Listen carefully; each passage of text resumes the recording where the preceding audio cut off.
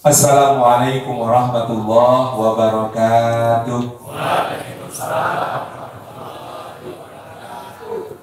Alhamdulillah wa kafa wassalatu wassalamu ala rasulil mujtaba Sayyidina wa habibina wa syafi'ina wa maulana Muhammadin al-Mustafa wa ala alihi wa sahbihi ahli sirati wal wafa thumma ala kulli man taba'al huda. Asyhadu an la ilaha illallah wahdahu la syarika lahu wa asyhadu anna Muhammadan abduhu wa rasuluh la nabiyya wa la rasula ba'dahu. Amma ba'du, yang kami hormati Bapak Herno Pamanwan beserta seluruh pimpinan Bank Syariah Indonesia wilayah Yogyakarta dan sebagian Jawa Tengah, yang kami takdimi rekan-rekan semuanya, abang serta ranting biar kayak ormas, seluruh keluarga besar Bank Syariah Indonesia yang dirahmati Allah Subhanahu wa Ta'ala. Tempat yang baik ini, dalam acara yang baik, di waktu yang mustajabah, waktu menjelang berbuka puasa, ketika ada dakwatun la turad, ada doa-doa yang tidak ditolak oleh Allah Subhanahu wa Ta'ala. Mudah-mudahan setiap langkah kita hari ini, lebih-lebih yang datang dari jauh, tiap tapaknya menggugurkan dosa-dosa kita, meninggikan derajat kita di sisi Allah Subhanahu wa Ta'ala, dan menjadi pemudah jalan kita semua menuju ke surganya Allah Subhanahu wa Ta'ala. Alhamdulillah Rabbil Alamin. Saya diperkenalkan tadi sebagai pencinta keris oleh beliau, karena memang saya sekarang sangat percaya bahwa keris itu sakti. Bukan cuma di-scan sudah bisa langsung di-tap. Dan keris yang sakti itu harus yang ada isinya ya Pak. Kalau nggak ada isinya nggak bisa dipakai membayar. Nah, Bapak Ibu, teman-teman semuanya yang dirahmati Allah Subhanahu wa Ta'ala, alhamdulillahirabbil alamin. Hari ini bertepatan dengan tanggal 17 Ramadan. Tentu 17 Ramadan ini peristiwa yang sangat penting dalam sejarah Islam, di mana Allah Subhanahu wa Ta'ala berfirman, Yaumal Furqan, Yaumal Taqal Jam'ani. Pada hari itu adalah harinya Al-Qur'anul Karim, hari bertemunya dua pasukan. Jadi sebenarnya ada perbedaan pendapat di kalangan para ulama tentang ibtida'u nuzulil wahyi, tentang kapan sebenarnya permulaan wahyu pertama itu turun. Inna anzalnahu fi Lailatul Qadar. Peristiwanya terjadi di malam kemuliaan, atau inna anzalnahu fi lailatin mubarakatin, di dalam malam yang penuh dengan keberkahan, yaitu Lailatul Qadar itu. Jadi agar kita tidak bingung, ada Lailatul Qadar, ada nuzulul Quran, dua-duanya adalah peristiwa turunnya Al-Quran, tetapi merujuk kepada turun yang berbeda. Dari Lauhul Mahfuz di sisi Allah ke Baitul Izzah di langit dunia itu jumlatan wahidatan, dalam satu kesatuan utuh, sempurna. Ya sudah seperti yang kita baca, turun dari sisi Allah di Baitul Izzah di langit dunia. Lalu dari langit dunia, dari Baitul Izzah inilah Jibril alaihissalam menyampaikannya secara mutafarriqan atau munajjiman, berangsur-angsur, bagian demi bagian, diwahyukan kepada Rasulullah SAW menurut pendapat yang kuat selama 22 tahun. Kalau ulama Indonesia itu kan suka angka unik, jadi 22 tahun, 2 bulan, 22 hari. Keunikannya orang Indonesia suka angka yang unik.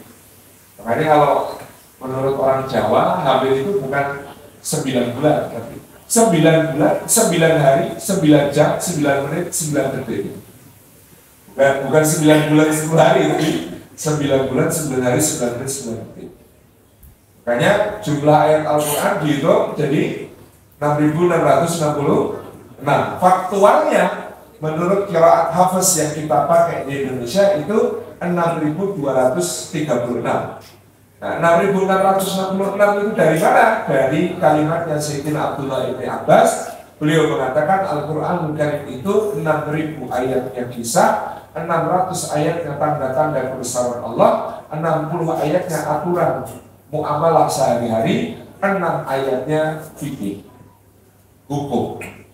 Jadi Quran itu komposisinya menurut Sayyidina Abdullah bin Abbas 6.000 ayatnya itu kisah, 600 tanda-tanda kebesaran Allah, 60 berupa aturan praktis muamalah. Jadi ini bagiannya BSI cuma di sini. 6 ayatnya hukum. Menariknya dalam dunia Islam yang 66 ayat ini mendapatkan porsi pembahasan yang luar biasa sepanjang sejarah menjadi ilmu yang kita sebut sebagai ilmu fikih. Sedangkan yang 6.000 dan 600 ini menurut Dr. Abdul Qadir Zainal justru belum banyak diungkap dan dikaji secara serius oleh umat Islam untuk menjadi inspirasi dan motivasi dalam kehidupan. Kita kalau yang 6.000 kisah itu berarti inspirasi. Kalau yang 600 itu isinya tanda-tanda kebesaran Allah kan berarti inspirasi dan refleksi gitu. Kalau yang 60 aturan itu praktis ya memang dipraktekkan. Yang 6 itu memang hukum ya memang untuk ditegakkan. Nah ini karena tadi kita menyinggung suka angka unik gitu, suka angka unik. Nah 22 tahun lebih turun dari Baitul Izzah ke langit dunia, dan untuk menunjukkan kemahabesaran dan keagungan Allah, turunnya ayat-ayat itu berkaitan dengan berbagai macam peristiwa yang dialami oleh Rasulullah SAW dan para sahabat.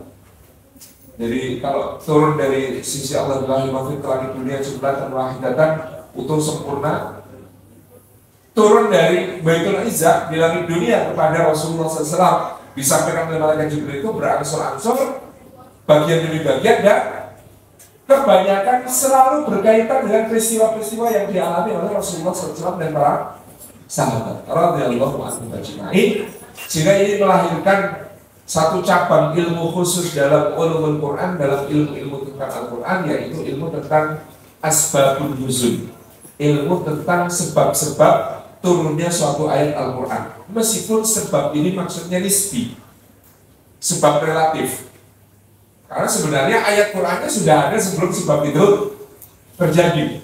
Karena yang menetapkan takdir terjadinya sebab itu juga Allah, yang memfirmankan Al-Quran juga adalah Allah. Jadi ya sebabnya itu ya kejadiannya sesuai dengan takdirnya Gusti Allah dan sesuai dengan ayat yang kemudian turun tentang hal tersebut. Meskipun sebelum Al-Imam As-Suyuti semua peristiwa yang berkaitan dengan ayat disebut sebagai asbabun nuzul, kalau Imam Suyuti itu lebih cerdas lagi. Beliau membedakan ada peristiwa yang menjadi sebab turunnya, ada peristiwa yang bersamaan dengan turunnya, ada peristiwa yang kemudian menjadi konsekuensi yang terkait dengan ayat yang terjadi sesudahnya. Itu tidak bisa semuanya disebut sebagai asbabun nuzul, tapi harus ditafsir atau dirinci sesuai dengan kondisi. Itu Ramadan. Nah, ini adalah yang disebut oleh Allah sebagai Yaumul Taqal Jam'an, hari bertemunya dua pasukan. Pasukan kaum muslimin dipimpin Rasulullah SAW, pasukan kafir Quraisy dipimpin Abu Jahal, itu ketemunya di Badar tanggal 17 Ramadan. Nah karena di depannya ada kalimat Yaumul Furqan, hari terpisahnya hak dan batil, tapi Al-Furqan juga adalah nama di antara nama-nama Al-Quran. Jadi Al-Quran itu ada namanya banyak, Al-Quran, At-Tanzil, Al-Furqan, gitu ya, dan lain sebagainya. Ada banyak namanya Quran. Salah satu namanya Quran namanya Al-Furqan, maka di situ ada kalimat yang diterjemahkan Imam Suyuti, harinya Al-Furqan, harinya Al-Quran, yaitu hari bertemunya dua pasukan. Kesimpulannya, hari turunnya pertama kali Al-Quran itu tanggalnya sama dengan tanggal peristiwa perang Badar, tetapi terpisah 15 tahun. Dua pasukan sama dengan tanggalnya tanggal perang Badar. Itu yang dibuatkan kemudian oleh Imam As-Suyuti dan ulama-ulama yang lain dari pemahaman terhadap ayat ini. Jadi yang semula tanggal Ada yang bilang 17, ada yang 18, ada yang 24, ada yang 28. Sesudah diberikan penjelasan seperti ini oleh Imam Suyuti, maka kemudian setelah itu umat Islam mayoritas memahaminya seperti pemahaman Imam Suyuti, yaitu bahwa tanggalnya tanggal 17 Ramadan. Dan Rasulullah SAW pada saat itu berada di Gua Hira dalam kondisi tertahanus, menyepi, merenung ya di atas Jabal Nur, di atas gunung cahaya yang ada di atas kota Makkah. Dari atas Jabal Nur, dari dalam Gua Hira ini beliau bisa memandang ke bawah ke arah kota Makkah dengan segala hiruk pikuknya.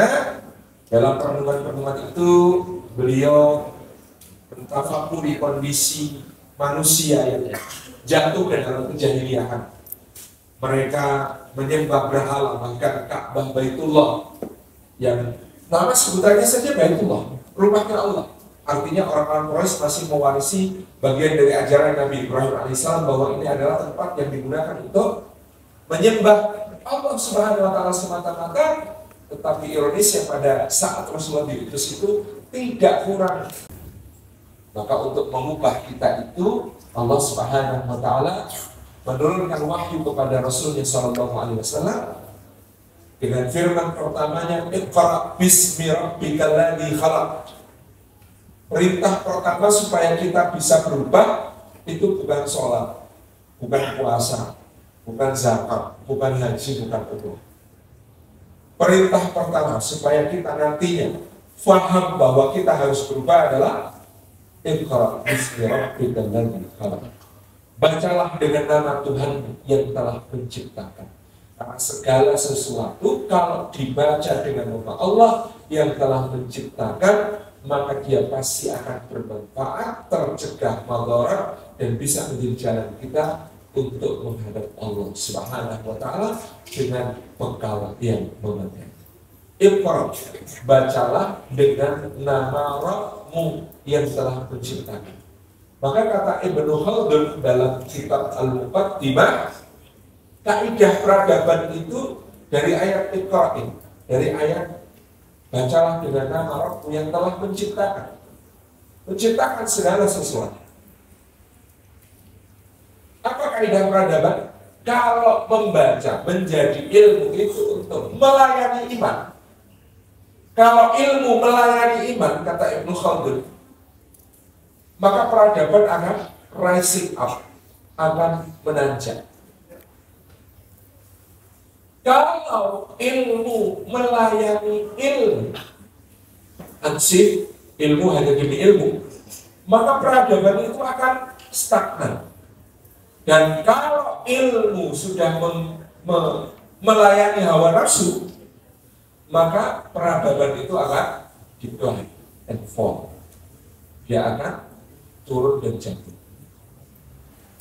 Jadi kuncinya di sini.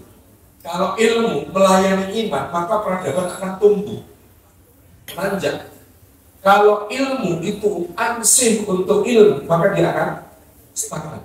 Tetapi kalau ilmu sudah hanya untuk melayani hawa nafsu, maka peradaban itu akan jatuh, menurun lalu jatuh.